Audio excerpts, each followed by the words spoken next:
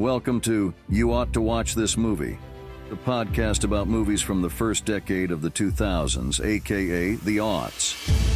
Follow along and explore a movie from the aughts, getting unbridled opinions from two millennials. Sit back, relax, and enjoy one of the best decades in movies. And welcome back to Yadam. It's another wonderful episode of us. Yes. Talking about movies you ought to watch. Mm-hmm. So. From the aught. Yeah, from the aughts.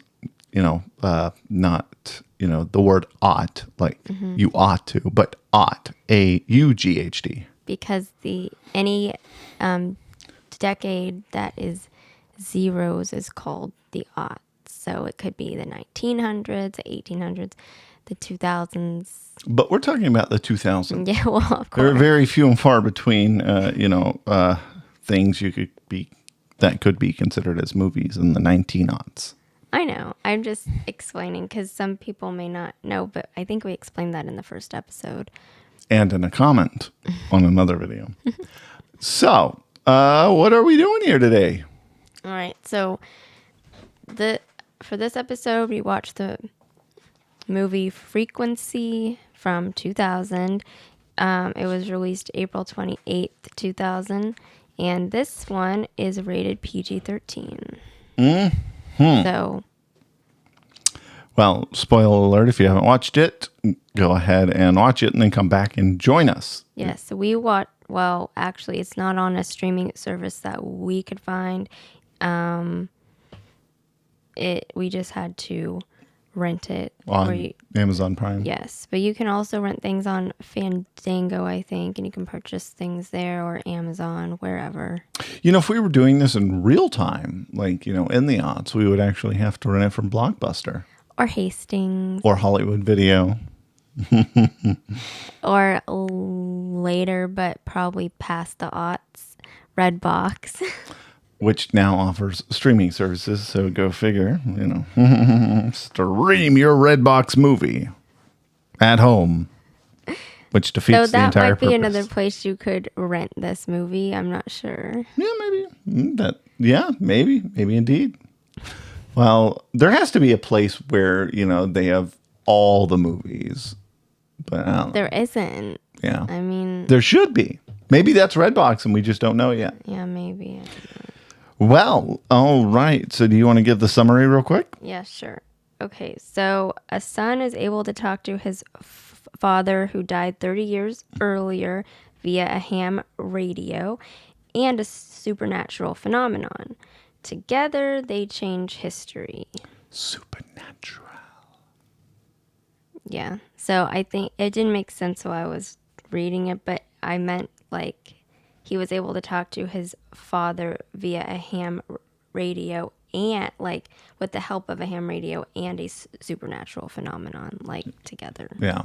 And the supernatural phenomena, we'll get into that later, but so where do we go from here? We go to the trailer notes. Go ahead with yours. Okay. Well, there was a voiceover on this trailer, so back to in the world. Only once in a lifetime or whatever they said. I don't remember. Yeah. Okay, so that was my first note. I said I liked Dennis Quaid, but mainly mainly I like him from The Parent Trap, and I keep saying that's what I know him from, but then I forgot that we watched that show, Mary whatever that show was, remember, on Netflix. You remember the Christmas show, the holiday show. Yeah, and he's the dad? Yes, and that made me not like him. Oh, yeah. But, I mean... That was a good short season. But, anyway, I like him, but mainly from The Parent Trap, because I watched that tons of times as a kid. Oh, imagine that. I also said we had recently watched an episode of Star Trek Deep Space Nine called The Sound of Her Voice. It's season 6, episode 25. And when I was reading through the comments and the trivia on that, somebody compared that episode of Deep Space Nine to this movie, and I was like, we're about to watch that Oh, interesting. movie. And, well, they didn't have very good comment. Like, they thought it was boring. Yeah. So, Can't please everyone. and then I said, I think I'll like this, but, of course, I like time travel stuff, so Yeah. it would be in my wheelhouse of things to like. Well, very cool. So I'm going to do this as the trailer did. The voiceover begins super mysterious and what the movie is about. I'm sorry, let me start over. The voiceover begins super mysterious about what the movie is about. The characters then come on and play off the supernatural nature of the voiceover to reveal that the movie is a unique take on time travel. See how I transitioned to not my movie voice, kind of like they did. Like halfway through, they just stopped. Yeah. So it makes me wonder if that's where the Lake House got their concept from and other similar movies. Yeah, because I don't know. It seems like this is a pretty neat take on time travel, being able, to communicate in real time, but not so real time. So, I was intrigued with it. I almost want to say I watched it before, but I can't remember. But I definitely remember like parts of it. Well, I'd never even heard of this movie, so it was like a nice little gem to find. Indeed. Well, so do you want to move on to our character overview? Is that the right next section, Colin? Yes, actors we know. Oh, actors we know. So, of course, I already said Dennis Quaid, and I knew him from The Parent Trap, and also the Rookie, which is a baseball movie from the aughts, probably. Okay. Later aughts. So join us back here in 17 years. Kidding. It could be that one. We know Elizabeth Mitchell from the Santa Claus movies and the Santa Claus TV show as Mrs. Claus. And then she also played a role in Once Upon a Time. She played Elsa's aunt. Yeah. Okay. And then we didn't know this guy, but when I was looking through the actors, it was just like a fun trivia. Jim Caviezel, which I guess I should have looked up how to pronounce. That's all right. Name, Don't worry about it. who played the son in this movie. He played Jesus in The Passion of the Christ. Oh, yeah. I remember you telling me that. Yeah. I thought it was so odd. Yeah. Yeah. It's kind of weird. Are those all the actors we know? No, we really only knew two. Oh, okay. Well, and also Dennis Quaid is in the new Reagan movie. Yes. Which actually came out. But I've seen no commercials. Neither have I. But good. All right. So, on to thoughts. You can go first. Okay. Well, I know I have one of your points about the great text effects. Yeah. Yeah, that was my first note. I'm just considering this is 2000s and, so shot in the late 90s, post-production in the late 90s. They put some decent effort into it. Now you just, any free editing thing can throw, quick text effects. But back then it was difficult. Yeah. That was my first comment too. Yeah. I like the opening credits, the effects on the words, font. And then the whenever they were saying what time it was. Yes. Yeah, and then flipping. It was really neat. Just to draw a reference is back in, I want to say it was the 20s or 30s.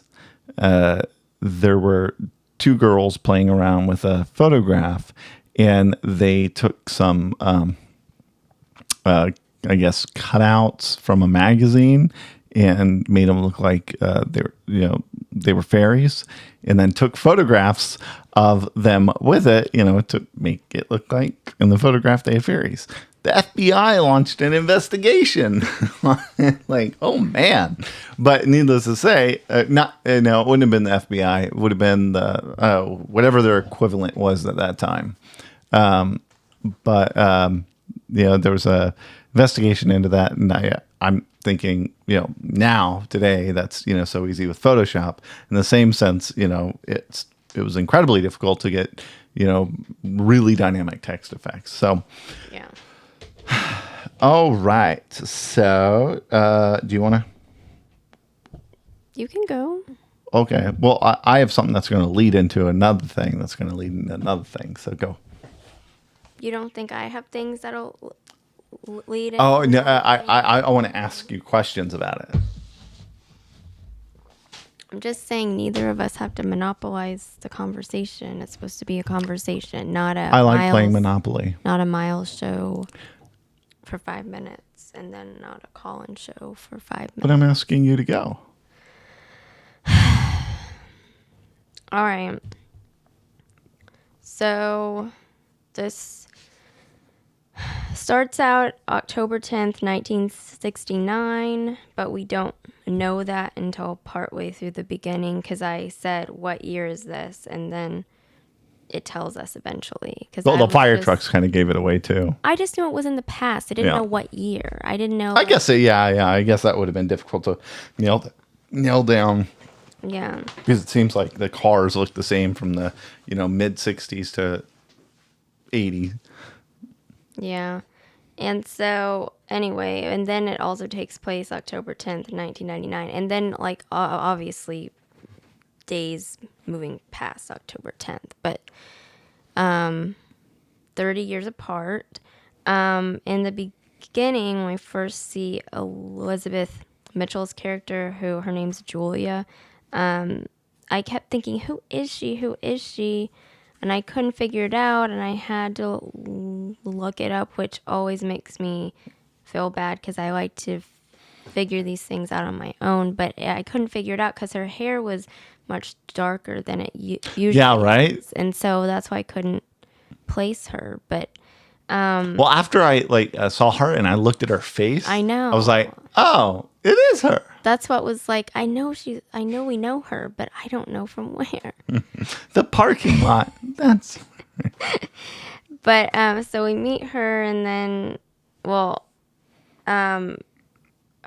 their son, John, and his friend Gordo. But anyway, we just see them as young kids. I guess they're supposed to be 6, and it was fun to find out that they stayed friends their whole life because it was just sweet. Yeah. How often do you have a friend lifelong friend? Yeah, I don't have one. No. I mean, wait another 50 years and then we'll be lifelong friends. Yeah.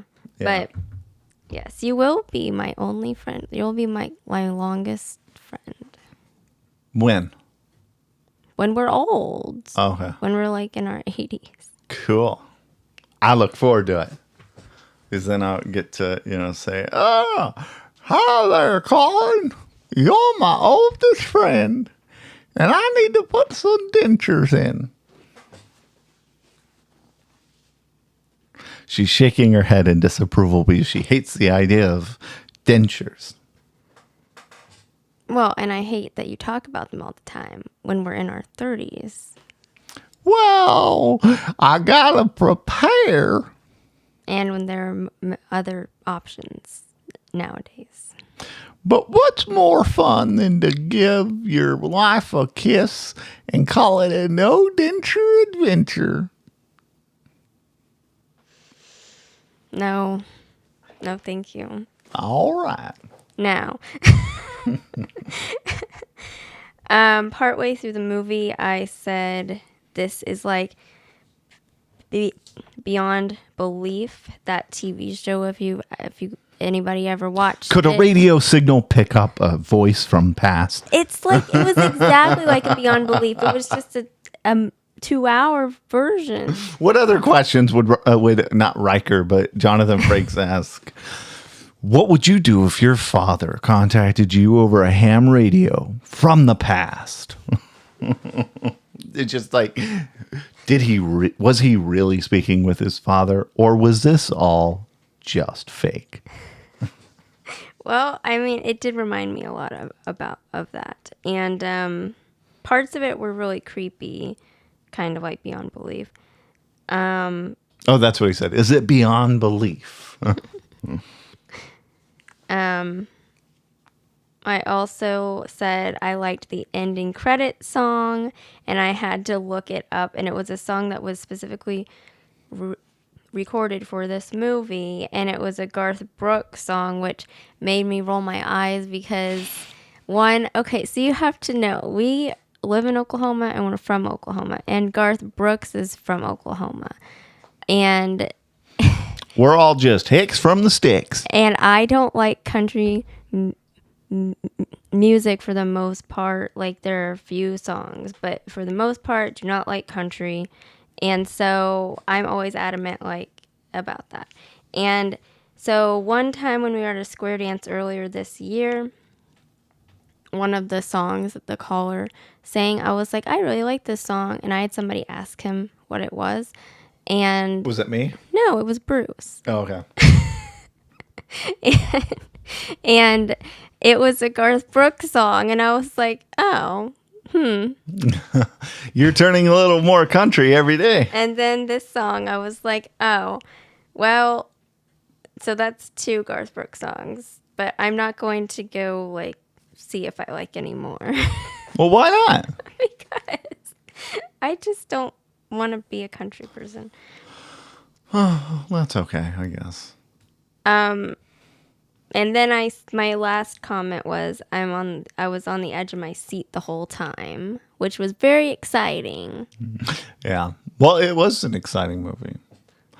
However, there was one major plot hole. Dun, dun, dun. So, if we're to expect that to be accurate, and, there's all varying sorts of timelines, Mandela effect timelines where, an object can be modified, but memories can't be, or, which at least to me, and I'm not sure if that's the official term for that type of timeline. That's how I remember it, because, the Mandela effect, and then I'm sure there's a very specific name for it. But anyways, if, we're expected to believe that it was consistent with that timeline. Okay, is objects change but memories can't. Which timeline? The original one from the 60s? Yeah, the original one from the 60s. Okay. But if we're expected to believe that, what was the cop's name? John. No. The kid? The black guy from the 60s. Oh, right here. I have it right here. Very nice. It Satch. is Satch. Okay. Really cool name, by the way. So if we're to believe that in the 60s, after speaking with his son, yep. I just remembered that people might know him From Brooklyn Nine-Nine. Oh my God, And he yes. passed away. Oh yes, so sad. But God, he was funny in Brooklyn Nine-Nine. Very funny. But if we're to believe that Satch, learned all this information about this dirty cop, okay? Well, a lot of that is contingent on him, like, let's say, because the timeline changes, right? We see it in real time, like when all the furniture changes, whenever, his mom is no longer alive, and then they're going after the killer. Well, they find out the killer is a cop. So while, I do agree that memories can't change, but the entire context that led up to John, future John, the son who was back then, now he's a cop, approaches the actual killer in a bar.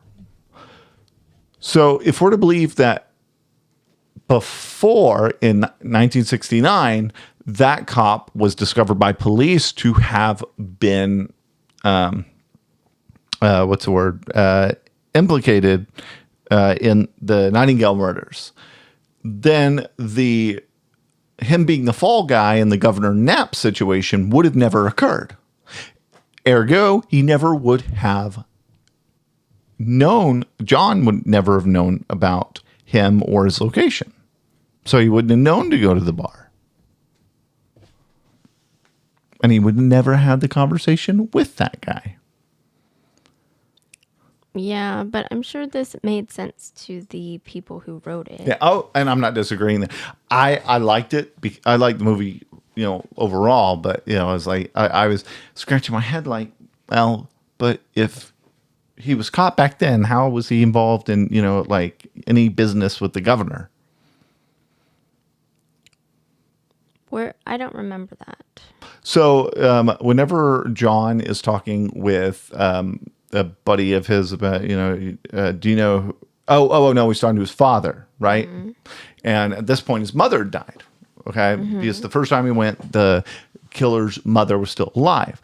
But in this instance, his mother had died, and his dad had made mention that, he was involved with, like the Governor Knapp scandal, and he was the fall guy for that, right? Oh, I see. I remember that conversation. Right. Now I need to watch this again, and I feel like we should have bought it instead of rented. That's all right. I'll find it somewhere. Don't say that. I'll go to a Blockbuster. There's one somewhere. I think it's in Washington or Oregon, maybe. Oh, I thought it was in an M state for some reason. Maybe. I don't know. But anyway, so that was my glaring hole in it. But other than that, I like the way it ended up, with Dennis Quaid coming in like a badass with a shotgun. Spoiler. Yeah, like, get off my son. He should have said that. So please, I hope you have watched this already in case you didn't want to be spoiled. Indeed, because that was a spoiler indeed. But I liked how it ended. It was a wholesome movie, and I would watch it again. There's, definitely. And I really enjoyed how he was like making all the calls, so October 11th, 1969, I guess, was around the time that the, what team was it? The Mets? The Mets were at the World Series, which I don't understand why they call it the World Series, because it's just, North America, Canada, and the United States. But notwithstanding that, is they, are talking over the ham radio, like, well, what's your prediction on the game? And, it's like, what, the 1969 World Series?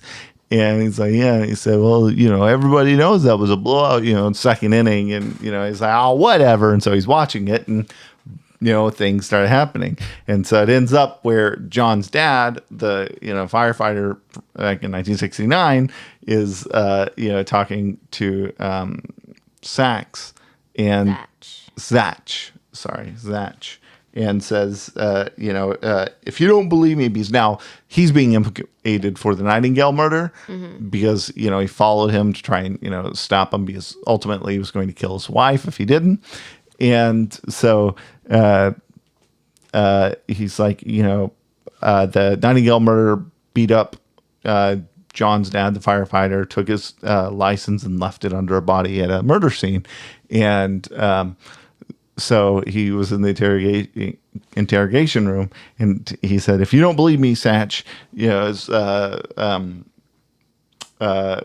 just wait. At the bottom of the 8th inning, there's going to be a wild ball thrown. It's going to get, a mark on it because it hit someone's shoe, and they're going to call it the shoe polish thing. And then Satch is sitting there with John's mother, Julia, the firefighter's wife, and he all of a sudden hears this, and he turns around and And this is a woman who found out that her husband's implicated in a murder. And he's sitting there, like, hold on a minute, takes her to get coffee as a friend and, trying to break it down, that he's implicated in a murder. And as soon as he drops this bombshell, he looks at, he hears about the shoe polish ball.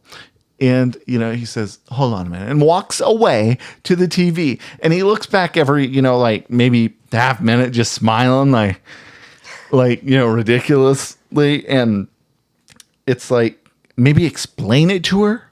Like, oh my God, he's right. He is talking to his son in the future. But.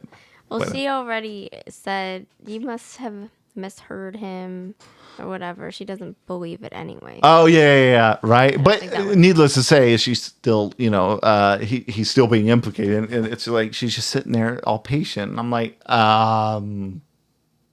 yeah. I don't think many people would be patient in that situation. Who knows? Yeah. Maybe people were more patient back then. Maybe. Are we ready to grade it? I guess so. What is your grade? Why am I going first? I don't know. I'll go first. I don't care. Okay. I give it a 91. Okay. And that is because it is a wholesome movie. It is a movie about family. It is also just a unique take on time travel. And I would watch this again.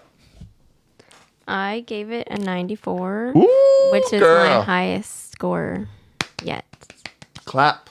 I was contemplating what I should grade it, and eventually I just went with my initial reaction because I don't care if it has a plot hole or anything, because I just really enjoyed it, and it was like a really, really enjoyable 2 hours that they kept throwing in twists and turns. And so, yeah. One of the interesting things about the whole time lineage part was whenever they're fighting, the guy's trying to beat up older John and, kill him. And then he's also in the past. What was his name? The dad? Frank. He's, also fighting the father, Frank, in the past. And the father, Frank, shoots his hand. And so the guy fighting in the future, his arm starts shriveling up and just disappears because yeah. And then eventually when you see at the end, it looks like a stump, like it had been, healed and whatever, right, over time. So that was very weird. Indeed. Well, until next time, we'll be back here in 2 weeks. We don't know what movie we're going to watch, do we? No, because we haven't looked ahead. Well, we will be. And, if you stay up with us, you'll be the first to, be able to yacht them with us. I feel like we'll be disappointed after this week, but... Nah, we'll be good because we give it critical thought. And we take time, or Colin takes time to write extensive notes. Oh, if only someone would note that a certain Reichel Mosenbaum Come of on. Volktil. Every time. Until they improve. Even I'm sorry? one of our only viewers Yeah. Well, comments. yeah, right? That you can't not say anything. Yeah, spend your time commenting on Michael Rosenbaum's Talkville podcast to let him know. Just give a damn about the podcast. We love that show. You could make it so much better. Do you even know who I'm talking about? Who? I said one of our only viewers. Oh, we've got more than one viewer. Okay, well... Yeah, no. Somebody has commented to me. Oh, your mom? Oh, okay. Hi, Laura. That we can't get through this without throwing shade. I mean, she didn't say that. That's what I'm saying. Well, that's okay. They deserve it. But until next time, I'm Miles. And I'm Colin. And we'll be back in 2 weeks with Yadam or... You ought to watch this movie. See you later. Bye. Bye. Thanks for listening to You Ought to Watch This Movie, a podcast about movies from the first decade of the 2000s, aka the aughts. Be sure to subscribe for new episodes covering movies you ought to watch. We'll see you next time.